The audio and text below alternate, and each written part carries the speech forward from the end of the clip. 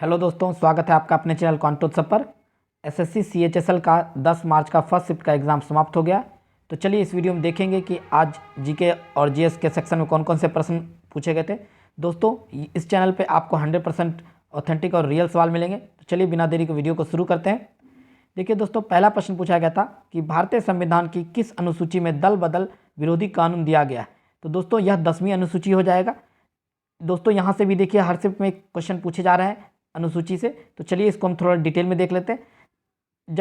जब आपका संविधान लागू हुआ था तो उस समय 395 अनुच्छेद, 22 भाग और 8 अनुसूचियां थी, जबकि वर्तमान में 395 अनुच्छेद और सारे जो है संशोधन मिला के 470 अनुच्छेद हैं, वहीं भाग 25 और 12 अनुसूचियां हैं। अगर आप सारे अनुसूची को देख सकते हैं दोस्तों, प्रथम में जो है भारत और इसके राज्य एवं केंद्र शासित प्रदेश का बढ़ना घटना है, दूसरे में विशिष्ट पदाधिकारियों का वेतन, तीसरा में उनके शपथ से संबंधित है, चौथा में राज्यसभा की कितनी सीटें किस राज्य से और केंद्र शासित प्रदेश से ली गई है उसका वर्णन किया गया, पांचवा में विभिन्न अनुसूचित जाति एवं जनजाति का प्रशासन, छठा में असम, मिजोरम, मेघालय और त्रिपुरा के जनजाति के प्रशासन का उल्लेख मिलता है, वहीं सातवीं में सूचियों का वर्णन, आठवीं में भाषा का वर्णन, नौवीं में भूमि बंदोबस्त है। देखिए दोस्तों, जब संविधान लागू हुआ था तो यही 8 थे, इसके बाद 4 जो है संविधान संशोधन के तहत जोड़े गए, 9वीं में भूमि बंदोबस्त, 10वीं में दल बदल। देखिए दोस्तों, यही क्वेश्चन पूछा गया आपको। 11वीं में पंचायती राज व्यवस्था और 12वीं में नगर प्रशासन व्यवस्था। अगले प्रश्न की ओर बढ़ते हैं दोस्तों। अगला प्रश्न देखिए आया था, नीति आयोग का अध्यक्ष कौन है।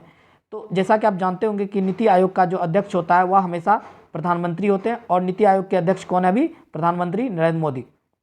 नीति आयोग जो है योजना आयोग की जगह पे लाया गया था, और इसका जो है 1 जनवरी 2015 को नीति आयोग का निर्माण हुआ था दोस्तों।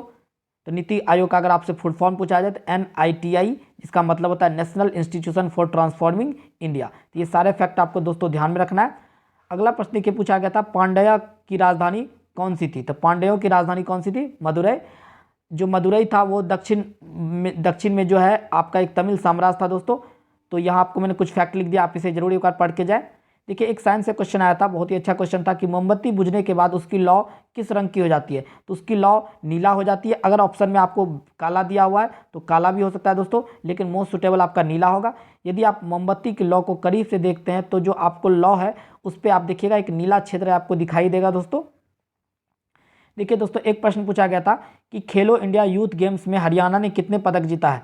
दोस्तों अगर आप हमारे चैनल से जुड़े हैं तो आपने देखा होगा कल भी ये क्वेश्चन पूछा गया था, लेकिन यहाँ आपसे पूछा गया था कि खेलो इंडिया यूथ गेम्स जो है वो मध्य प्रदेश के कितने शहरों में आयोजित किया गया था। वहाँ मैंने आपको एक्स्ट्रा फैक्ट में बताए थे कि जो महाराष्ट्र है वो सबसे टॉप पे रहा था, और दूसरे नंबर पे हरियाणा रहा था, जिसने 41 स्वर्ण, 32 रजत और 55 कांस्य जीता था। अगर आपसे टोटल पदक पूछा जाए तो ये देखिए ऐड करने के बाद 128 हो जाएगा दोस्तों, यानी 128 पदक के साथ हरियाणा दूसरे नंबर पर रहा था दोस्तों। यह 5वां संस्करण था, और यह कहाँ हुआ था, मध्य प्रदेश में हुआ था, और जो सबसे ऊपर तालिका पे कौन थे, महाराष्ट्र थे। तो ये सारे फैक्ट आपको ध्यान रखना है दोस्तों। देखिए अगला प्रश्न पूछा गया था, FIBA यानी फीवा बास्केट विश्व कप का खिताब किसने जीता। तो यह अमेरिका ने जीता है। संयुक्त राज्य अमेरिका ने किसको हरा के, तो चीन को हराया था दोस्तों। और यह जो फीवा बास्केटबॉल विश्व कप कहाँ हुआ, तो यह ऑस्ट्रेलिया में हुआ था दोस्तों। तो ये सारे फैक्ट आपको ध्यान रखने, आने वाले शिफ्टों के लिए बहुत ही उपयोग हो सकता है दोस्तों। वीडियो बनाने में बहुत ही मेहनत लगती है, जैसा कि आप देख रहे होंगे क्वेश्चन को सेलेक्ट करना होता है, क्रॉस वेरीफाई करना होता है। अगर वीडियो आपको पसंद आ रही है तो वीडियो को जरूर से जरूर लाइक कीजिए, एक लाइक आपको हमें मोटिवेट करता है दोस्तों। अगला प्रश्न देखिए आया था, IPL के 15वें सीजन में निम्नलिखित में से कौन सा टीम क्वालिफाई नहीं कर पाया था।